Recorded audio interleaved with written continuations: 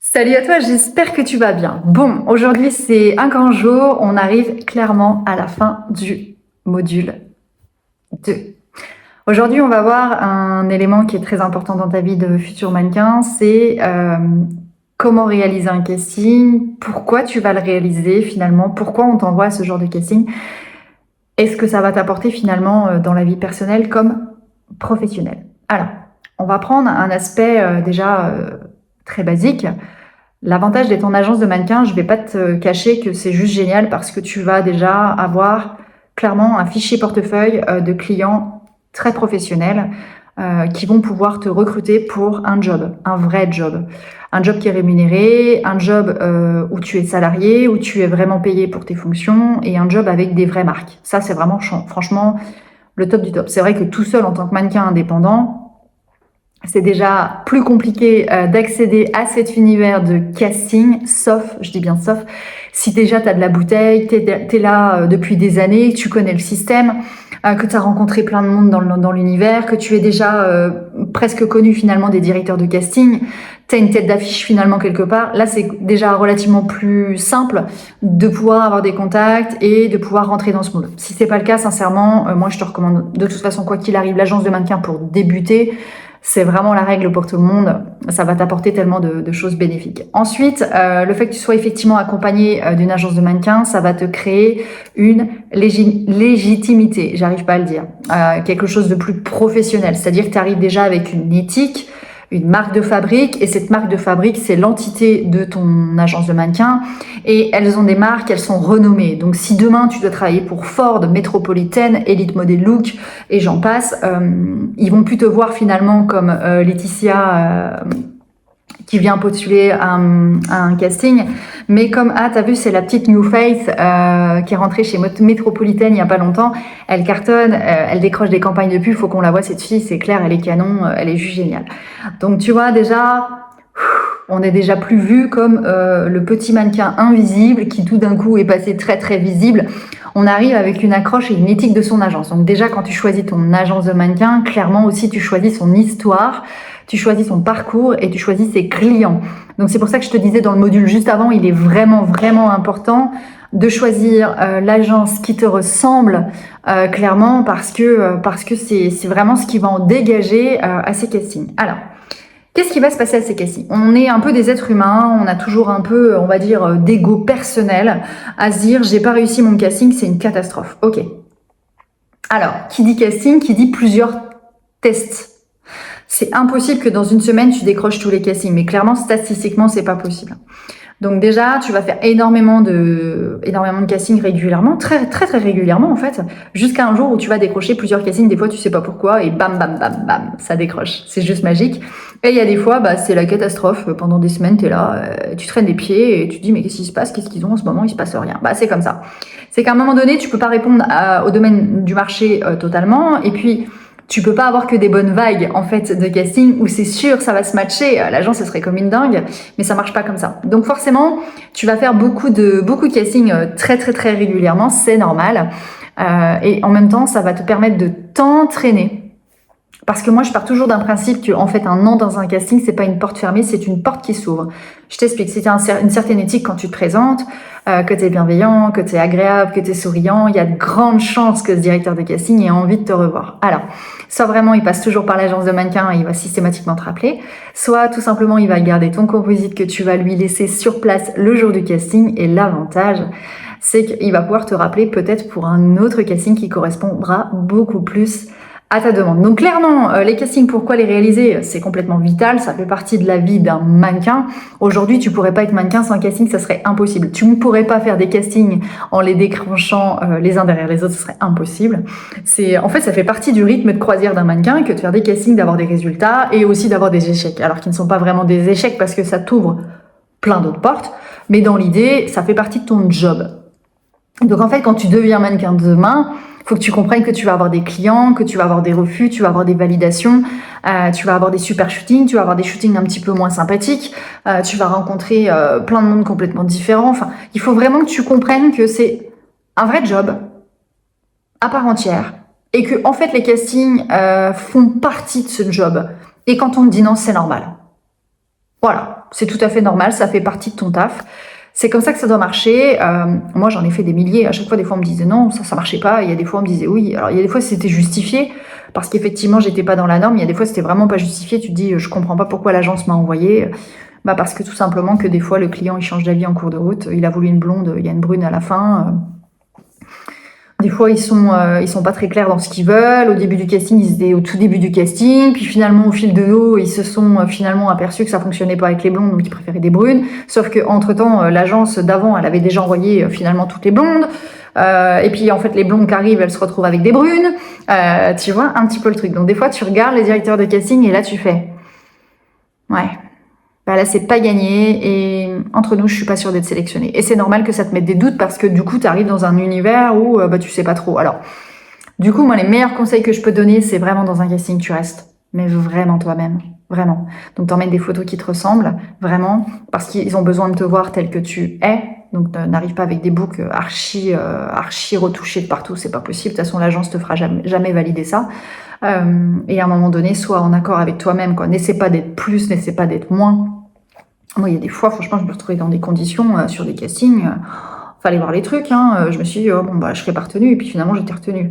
En fait, il faut que tu t'enlèves cette appréhension que tu as au quotidien de te dire ça va pas marcher ou ça va marcher. De toute façon, tu es là pour ça. Ça fait partie de ton job. Il faut accepter de les faire parce que si tu te dis que demain, tu es mannequin et que tu fais aucun casting, bah, ça va juste pas être possible. Ça fait partie de la règle du jeu. Tu vas être obligé de te déplacer. Et puis en fait, en vrai, j'ai envie de te dire, il faut te déplacer. Il faut voir du monde. Il faut que tu crées ton réseau. Parce que pour rencontrer ces directeurs, il faut bien que tu te déplaces. Donc à un moment, si tu es chez toi et que tout est sur photo, c'est juste pas possible. Il faut que les gens te rencontrent parce qu'un directeur de casting aussi peut te choisir parce qu'il sent que humainement, voilà, sur ce shooting, il a besoin de quelqu'un qui est un peu plus ouvert ou voilà, parce qu'il a besoin d'un mannequin qui percute vite, tu vois. Pas besoin, tu vois, un bonjour. Ah, juste la fille qui sait sourire. Ça, c'est juste pas possible. Il a besoin d'une nana, tu vois, bonjour, vous allez bien? Oui, j'ai vu votre marque et tout, j'adore. Il y a eu beaucoup d'évolutions sur ces dernières années. Je suis vraiment ravie de partager la collection avec vous. Enfin, voilà, juste ça, tu vois, ça, c'est juste génial. Donc, à un moment, faut pas surjouer, il faut vraiment rester naturel. C'est vraiment ta marque de fabrique. En fait, quand tu as compris que ta marque de fabrique, c'était toi, bah, t'es le roi du pétrole parce que finalement, tu te dis, bah, pourquoi je veux me changer finalement? C'est juste magique. Moi, j'ai mis des années à le comprendre. Et quand j'ai compris que finalement les gens m'aimaient pour moi, pour ce que j'étais moi vraiment en tant que personne humaine, waouh. Et là tu te dis, bah, en fait je vends pas un produit, je vends pas un service. En fait la seule chose que je vends c'est rien du tout. Je vends rien en fait.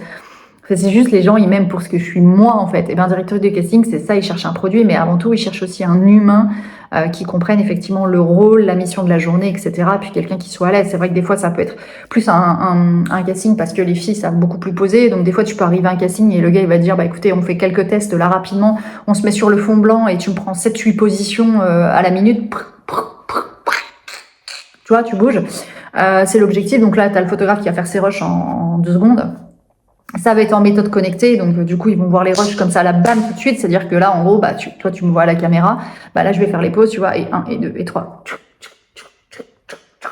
Bah en fait les clients ils sont derrière et hop, ils voient les pauses quoi, ils se disent ouais elle est stylée, ouais, franchement elle est élégante, ça marche bien, on se projette pour la marque, hop ils vont mettre un petit coup de crayon, ils vont dire merci d'être passé, bonne journée à vous, point. Ils en disent pas plus, hein. En fait au final si tu penses avoir la réponse tout de suite, non c'est pas possible, des fois t'as même pas de réponse, l'agence des fois te rappelle même pas. Donc voilà, il faut vraiment être patient. Le casting, c'est la vie d'un mannequin en fait. Celui qui accepte pas l'échec, celui qui veut pas renforcer son mental, celui qui accepte pas le non, pourra jamais être mannequin, c'est impossible parce qu'en fait au jour d'aujourd'hui, bah déjà un casting sans mannequin ça n'existe pas et un mannequin sans casting ça n'existe pas et un client sans casting ça n'existe pas non plus. Donc en fait c'est comme ça que ça doit marcher. Ça fait partie du jeu. Moi, je sais que sur la fin, j'allais au casting, j'y allais en basket, quoi. Enfin, vraiment pépère. Je prenais le métro, j'arrêtais de mettre des talons, c'était ridicule. J'arrivais devant le truc du casting, hop, j'enlevais mes baskets, je mettais mes talons. Puis c'était parti, quoi. Et puis je repartais comme j'étais venue. Hein. Puis c'était oui, c'était non, c'était non. Hein. C'est pas grave, hein. J'allais à d'autres castings en même temps. C'était l'objectif de la journée. Ne sois pas toujours dans l'attente de dire ça va le faire ou ça va pas le faire, ça va pas le faire. Fais les choses, tout simplement, fais-les. Fais-les parce que tu as envie de les faire, fais-les parce que tu y crois. Et à un moment donné, tu verras, ça va s'ouvrir tout seul, ça va être magique. Mais il faut pas que tu sois toujours dans l'attente de quelque chose. Un peu comme les gens, tu sais, quand ils se sentent pas bien, ils attendent que quelqu'un vienne les sauver en permanence dans leur vie. C'est juste pas possible. Parce qu'en personne viendra te sauver à part toi-même. Un casting, c'est pareil, c'est toujours la même chose. On attend toujours un oui et des fois c'est toujours un non. Et puis le jour où tu attends un non, oh bah là bizarrement je me suis séparée de mon petit copain, figure-toi, je me suis séparée et puis depuis que je me suis séparée, que je fais la une des magazines, oh, bah figure-toi qu'il m'a demandé en mariage. C'est classique, enfin je veux dire c'est complètement classique. Y a rien de nouveau dans ce que je t'explique, c'est vraiment du vécu ce que je te raconte. On a toujours tendance à dire, au moment où je suis partie de cette boîte, figure-toi que, comme par hasard, j'ai attendu ce poste. Ça m'est arrivé des milliers de fois. J'ai attendu ce poste pendant 5 ans, et puis au moment où je suis partie, parce que j'en avais marre, ils l'ont proposé à quelqu'un d'autre. Allez, franchement, sans te mentir, 15 jours après mon départ. Franchement, scandaleux. Bah ouais, c'est des choses qui arrivent, et la question qu'il faut que tu te poses, c'est pas pourquoi ils l'ont proposé à quelqu'un d'autre 15 jours après ton départ. La question, c'est pourquoi t'as pas attendu 15 jours de plus, parce que t'en avais plus envie. Et la question, c'est si t'étais resté 15 jours de plus, est-ce que tu aurais eu le poste? La réponse est non, bien évidemment. Donc, tu sais, les choses, elles sont chronologiques dans la vie. Il faut les faire parce que t'as envie de les faire. Moi, à chaque fois que je suis partie d'un poste pour un autre, c'est parce que je l'ai souhaité. Je me suis pas posé la question de savoir qui ils avaient pris pour me remplacer ou pourquoi on m'a pas proposé le poste. C'est que des fois, si on ne propose pas les choses, c'est que ça fonctionne pas avec ton profil. On en revient toujours avec la face, le visage, les compétences, l'expertise, le style, etc. Donc, un mannequin correspond pas à tous les castings de par l'attitude. Si par exemple, regarde moi mon visage, j'ai jamais trop fait de cosmétique parce que j'ai pas un visage spécifique à faire du cosmétique. Par contre, voilà, j'ai du charisme, j'ai de la gueule, je peux faire de la haute couture, je peux être mannequin cabine, je passe beaucoup à l'écran au niveau de la vidéo, donc j'ai fait beaucoup de tournages aussi. J'ai doublé aussi des comédiennes à l'époque. Enfin voilà, j'ai fait pas mal de choses. Oh, j'étais toujours émerveillée de ce que je faisais parce que c'était juste trop génial. Tu vois, tellement j'étais dans le truc de me dire, waouh, j'y arriverai jamais. Et puis finalement, à tellement force de croire, parce que j'y croyais vraiment, j'y croyais pas, tu vois, j'avais envie d'y aller, mais j'avais peur, ce qui est complètement normal. Au jour d'aujourd'hui, si je devais retourner sur les plateaux, ça serait mon choix, serait évidemment derrière la vidéo, parce que c'est là où je me sens le mieux. Et en vrai, je pourrais te faire un truc juste génial, mais parce que maintenant j'ai 41 ans, tu vois, c'est ça la différence. C'est qu'aussi on prend, au niveau de la maturité, on prend de l'assurance avec le temps. Donc le casting est vraiment un élément qui est hyper important. Donc voilà, il faut vraiment en tenir compte. Prends ton temps sur ces castings, ne te mets pas de pression. Ce qui doit être fait dans la vie sera fait, ce qui ne doit pas être fait ne sera pas fait. Tu peux pas correspondre à toutes les demandes. Donc voilà, j'espère t'avoir un petit peu éclairci. On parlera un petit peu plus loin dans les modules de comment postuler en direct sur des castings, des clients, etc. On va parler un petit peu des différents types de plateformes où trouver des castings. Ça, on va le voir un petit peu plus loin. J'espère en tout cas que t'es toujours OK. Tu vas voir à la fin du module 2, tu vas avoir un quiz qui reprend un petit peu tous les éléments qu'on a pu voir ensemble pour que tu sois bien à l'aise entre tout ce langage et ce lexique d'agence de mannequin, comment différencier un client, une marque, un agent, un scout, un agent indépendant. T'as bien compris un petit peu les diversités, la différence entre un mannequin pro, semi-pro et amateur, les différents types de spécialités par agence, les différents types de mannequins et leur job, et pourquoi faire des castings, quelles en sont les répercussions, favorables, non favorables, etc. Donc je vais faire un petit quiz, c'est hyper important qu'à chaque module tu fasses ces quiz.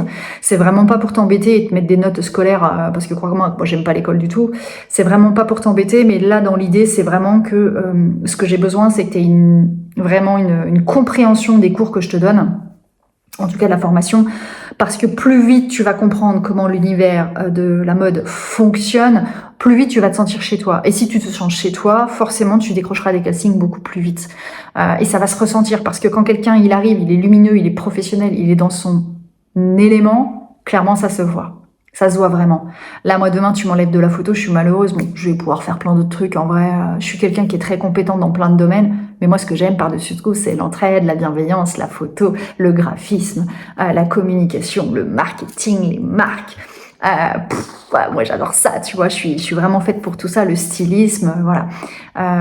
Donc, bon, j'ai encore de belles carrières à faire, tu vois, dans plusieurs années. Donc, c'est très, très important, finalement, que tu te sentes vraiment à ta place, aligné avec toi-même, avec ton propre style, pour que tu puisses faire la différence, parce que techniquement sur un casting, si à un moment donné tu essaies de jouer plus que ce que tu es, ça fonctionnera pas. Si tu essaies de sortir de ton propre style, ça fonctionnera pas. N'oublie pas, on te sélectionne parce que tu plais toi-même, c'est-à-dire ta tronche, ton style. C'est pas forcément une façon de s'habiller, ça n'a rien à voir. Ça peut être une façon de sourire, ça peut être une façon de parler, ça peut être une façon avec un style de pose bien propre à toi. Ça peut être plein d'éléments complètement différents, mais il faut vraiment que tu gardes dans ta tête que l'univers personnel d'ADN, il est vraiment primordial sur un casting. Et puis encore une fois, pour avoir été à de nombreux castings aussi, on se retrouvait souvent à regarder des composites qui correspondaient pas du tout à la personne qu'on avait en face de nous. Il y avait un décrochage qui était tellement énorme qu'on se disait, ok, elle fait des photos de malade, c'est super, mais naturellement, si je veux la mettre sur quelque chose de plus naturel, sans retouche, sans rien, elle rend quoi la fille finalement? Parce qu'on n'a pas de pola, on n'a rien pour s'appuyer, elle a pas de photos de cosmétiques basiques sans trop de retouches. Tout est lissé, tout est waouh. En fait, on s'y retrouve pas. Et ça, c'est important aussi dans la diversité de ton book, de pouvoir apporter autant de photos structurées, style éditorial, mode, en studio et en extérieur pour travailler pour des marques, mais aussi sur des choses un petit peu plus légères, plus naturelles, pour qu'on puisse vraiment te voir tel que tu es, toi, vraiment. Ça, c'est important. Voilà, j'espère en tout cas sur ce module numéro 2, qui arrive donc déjà à la fin de ton premier mois, en tout cas a été vraiment bénéfique. N'hésite pas aussi à utiliser, il y a le chat, donc déjà dans le groupe privé, et tu peux aussi poser, je crois, quelques questions et quelques commentaires à chaque fois que tu fais ton module et que tu ouvres tes petites vidéos. Je sais qu'elles sont assez longues. Tu as des vidéos qui sont plutôt courtes, qui font quoi, 2-3 minutes, et t'en as d'autres qui font entre à peu près, allez... 10 à 20 minutes parce que c'est important. Tu peux pas faire un module entier comme ça en un mois, comme ça d'un seul coup, c'est pas possible. Parce que si c'est pour regarder du Netflix, ça a aucun intérêt de payer une formation. Les vidéos sont longues parce qu'on a beaucoup de choses à dire à l'intérieur et que franchement, si j'avais rien à dire, ça serait pas bon. N'hésite pas à poser des questions. S'il y a des choses peut-être que j'ai pas forcément dit ou parce que pour moi elles sont naturelles, mais que toi tu te poses la question, c'est important. Voilà, en tout cas, je suis là pour ça et je te dis encore félicitations d'être là. Il y a beaucoup de choses encore à voir. On va faire ce quiz et on se dit à bientôt pour le module 3. Belle journée à toi!